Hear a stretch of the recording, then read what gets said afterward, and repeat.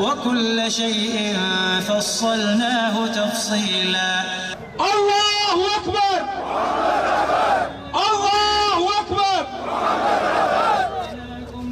وأمددناكم بأموال وبنين وجعلناكم أكثر نفيرا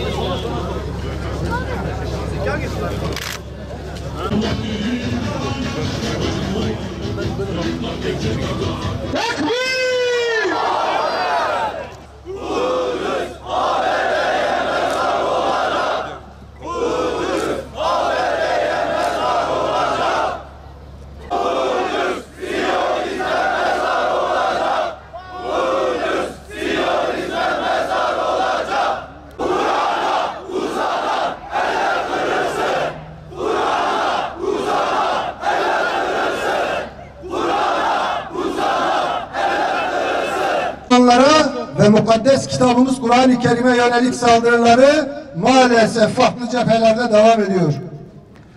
Coğrafyamızda yaşanan iç çatışmalar, fikri bölünmüşlük, İslam düşmanı sömürgecilerin cüretini artırmakta, yeni katliamlara ve işgallere zemin hazırlamakta. Nitekim Müslümanlar arasındaki bu olumsuz durumdan kaynaklı gün ve gün yeni pervasızlıklara imza atılmaktadır.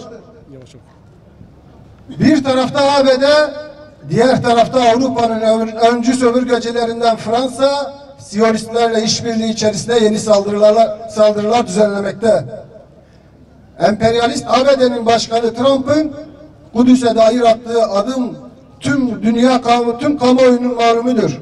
Maalesef Trump'ın Kudüs'ü Siyonistlerin başkenti olarak tanıması ve işgal topraklarındaki sözüm ona elçiliklerini Kudüs'e taşıma kararı ve 14 Mayıs günü süreci tamamlama gayretleri maalesef İslam ülkelerinin güçlü ve etkili tepki göstermemelerinden kaynaklanmaktadır.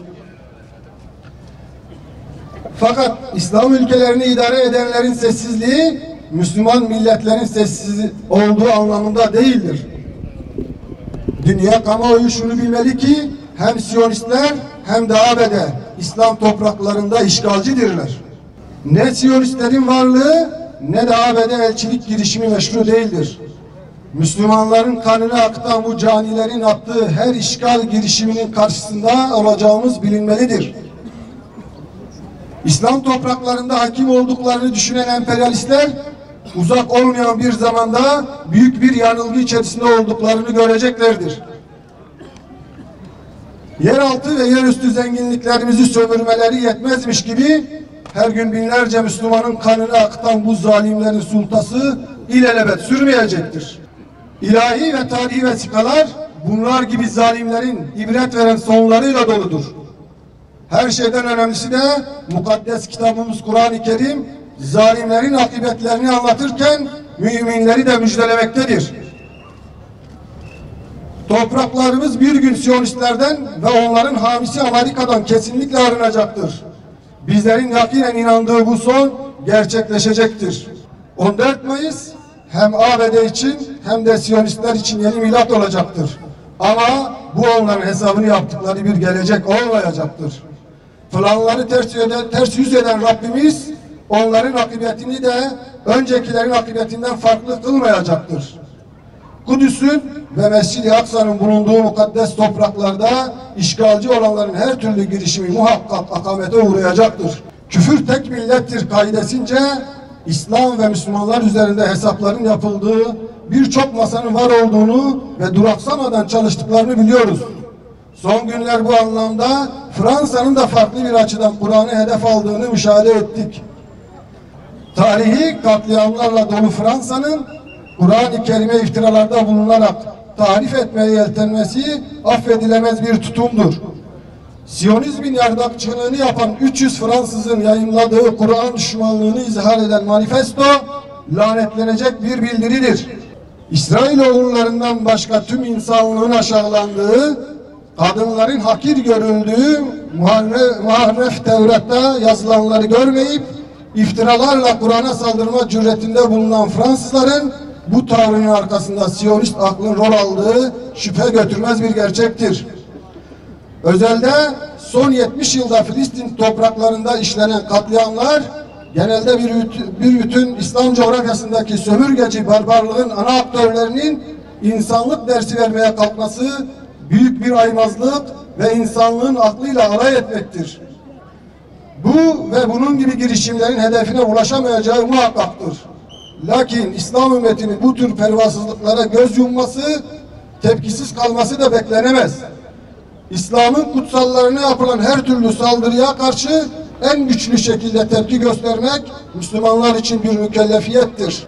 Bu münasebetle dinimize ve onun yüce değerlerine karşı yapılan saldırıları lanetlediğimizi belirtmek isteriz. Ne Müslümanın kanı ucuzdur, ne de kutsalları hedef alınacak kadar değersizdir.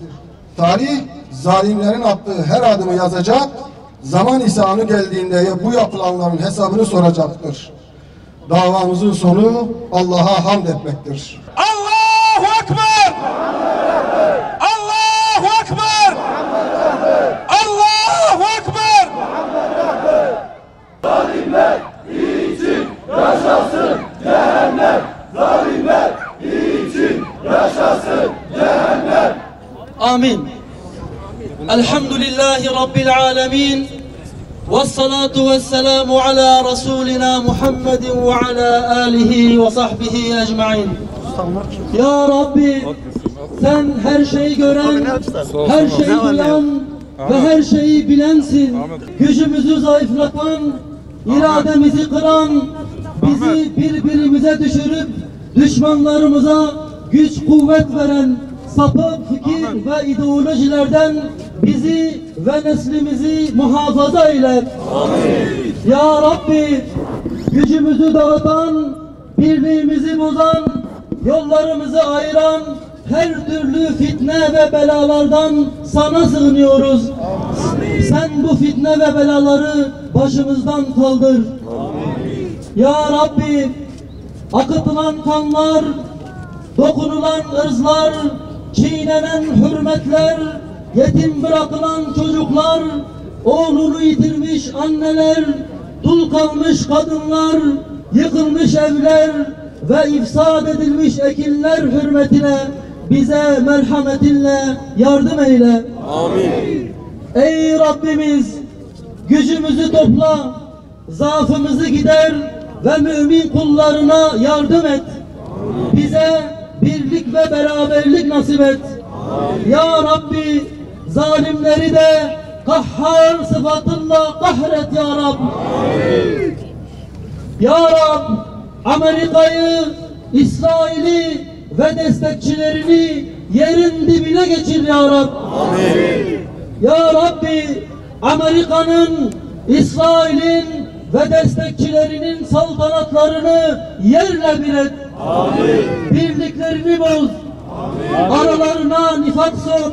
Amin. Onları bela ve musibetlere düşar eyle. Amin. Ya Rab, bizleri Ramazan'a kavuştur. Ramazan ayının hürmetine bizlere ittihat nasip eyle. Amin. Ramazan ayının hürmetine bizlere güç, kuvvet ver. Amin. Düşmanlarımızın birliklerini bozup onları zelil eyle ya Rab. Amin. Amin. Velhamdülillahi Rabbil alemin. El Fatiha.